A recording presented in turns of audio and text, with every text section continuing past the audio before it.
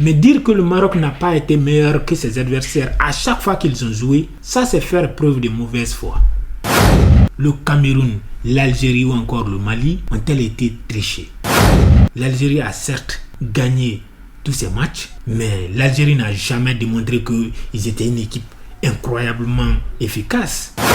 Dans 3 des 5 matchs qu'ils ont joués, ils ont terminé à 10 contre 11. Et à 2 reprises, ils ont joué toute une mi-temps en infériorité numérique.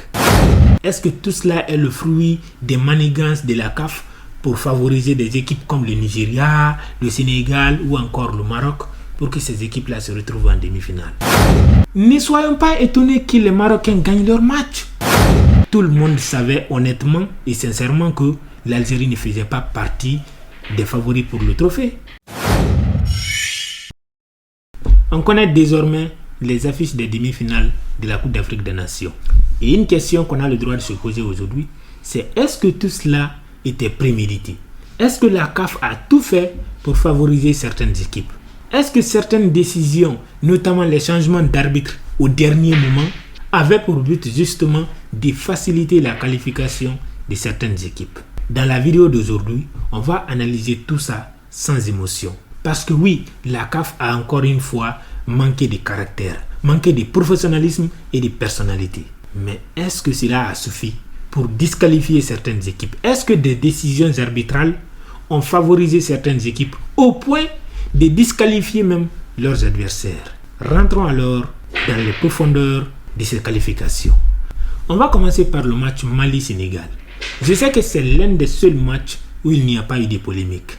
C'est vrai, le Mali a eu carton rouge. En fait, le Mali dans cette CAN, je crois qu'il leur manquait une information. C'est comme si les joueurs maliens ne savaient pas qu'il fallait jouer à 11 contre 11. Dans 3 des 5 matchs qu'ils ont joués, ils ont terminé à 10 contre 11. Et à 2 reprises, ils ont joué toute une mi-temps en infériorité numérique. Ce qui est malheureux, c'est que quand tu vois le Mali jouer à 10 contre 11, tu te dis quelque part dans ta tête que si cette équipe avait joué ce match-là à 11 contre 11, ils avaient toutes leurs chances. Sauf que les règles du foot sont là pour être appliquées. Ne pas être suffisamment discipliné pour maîtriser ses émotions et justement aller au bout de la compétition ou au bout des 90 minutes à 11 contre 11, c'est aussi une faiblesse de l'équipe. Une incapacité et un manque de professionnalisme des joueurs. Bien évidemment, les Maliens ne se sont pas plaints et ils savent qu'ils ne peuvent s'en prendre qu'à eux-mêmes. Venons maintenant à la Côte d'Ivoire. La Côte d'Ivoire contre l'Égypte, je crois que c'est l'une des confrontations qui a offert non seulement un très bon spectacle, mais aussi dont le niveau d'arbitrage était presque parfait. Aucun scandale, aucune décision frustrante et aucune polémique. Personnellement, j'avais 2 pensées dans ma tête. Soit un match très facile pour les éléphants de la Côte d'Ivoire, ou alors un match hyper ennuyeux au cours duquel les Égyptiens allaient passer tout leur temps à défendre et aller au tir au but. Mais ça a été le contraire. Ça a été animé et les Égyptiens ont fait preuve d'une efficacité qu'on n'avait pas encore vue dans cette CAN. Ils ont été cliniques et ils ont battu les éléphants à la loyale. Et personne ne s'en est plaint sur l'internet. Venons maintenant à l'un des matchs qui a fait le plus parler. Maroc-Cameroun.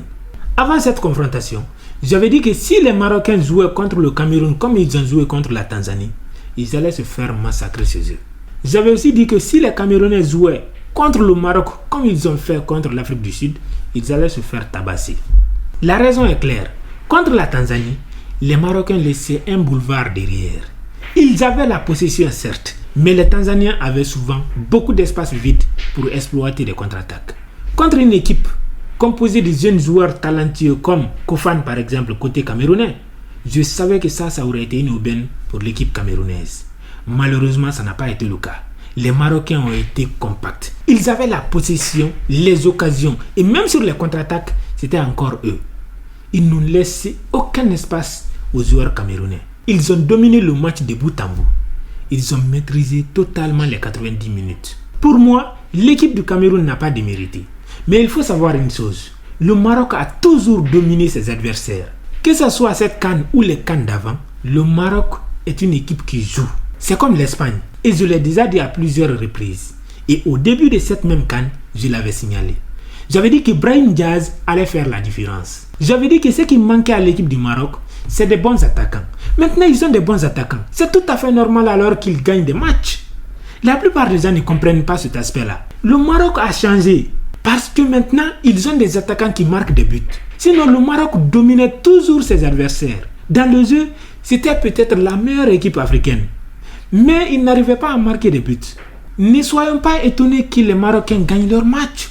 Ne soyons pas étonnés qu'ils dominent leurs adversaires. Et surtout, ils sont chez eux. Et il y a une certaine intimidation des arbitres. Cela peut arriver.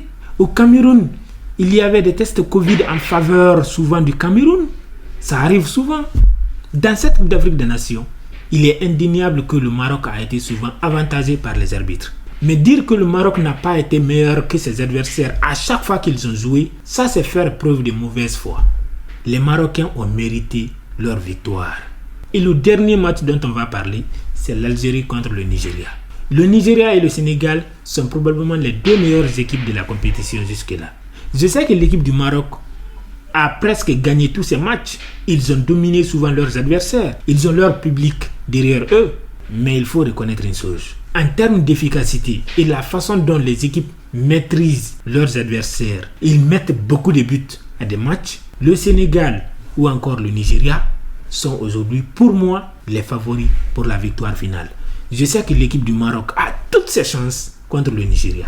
Si je dois parler des favoris en termes des jeux que j'ai vus, je dirais que le Nigeria est un petit peu au-dessus du Maroc. Mais cela reste à prouver sur le terrain, bien évidemment. L'Algérie a donc affronté l'une des 3 meilleures équipes de la compétition. Depuis le début de la compétition, l'Algérie a certes gagné tous ses matchs, mais l'Algérie n'a jamais démontré qu'ils étaient une équipe incroyablement efficace. On a regardé leur match par exemple contre le Burkina. Les Burkinabés se sont plaints de l'arbitrage aussi. La seule différence c'est que les Burkinabés ne sont pas partis agresser les arbitres. Oui, l'Algérie avait gagné lors des phases de groupe. Oui, ils avaient éliminé par exemple le Congo en 8e de finale. Mais cela ne prouve pas qu'ils avaient toute leur chance de partir remporter ce trophée. Tout le monde savait honnêtement et sincèrement que l'Algérie ne faisait pas partie des favoris pour le trophée. C'était le Sénégal et le Maroc tout en haut. Et aujourd'hui, le Nigeria a logiquement rejoint ces 3 équipes-là. Donc, l'Algérie a logiquement perdu contre l'une des meilleures équipes et ils ont été dominés dans le match. L'Algérie n'a pas perdu à cause de l'arbitre. Non, ils ont perdu parce qu'ils sont tombés sur un adversaire beaucoup plus fort, plus efficace, qui leur a dominé dans tous les aspects du match. Donc aujourd'hui, on se retrouve avec 2 affiches pour les demi-finales. Sadio Mané contre Mohamed Salah. Le Sénégal contre l'Égypte. Ça, c'est une affiche que j'avais déjà prédit avant même le début de la compétition. Et d'un autre côté, on a les 2 meilleures équipes de la compétition, selon moi, qui vont s'affronter. Mais tout ça, ce n'était que mon opinion. Et à vous de donner les vôtres dans les commentaires. Selon vous, y avait-il un complot dans cette compétition? Est-ce que tout cela est le fruit des manigances de la CAF pour favoriser des équipes comme le Nigeria, le Sénégal ou encore le Maroc pour que ces équipes-là se retrouvent en demi-finale? J'attends vos avis dans les commentaires. Les équipes qui ont été éliminées, le Cameroun, l'Algérie ou encore le Mali, ont-elles été trichées? Laissez vos opinions dans les commentaires. Likez cette vidéo si vous l'avez aimée et surtout, abonnez-vous à cette page.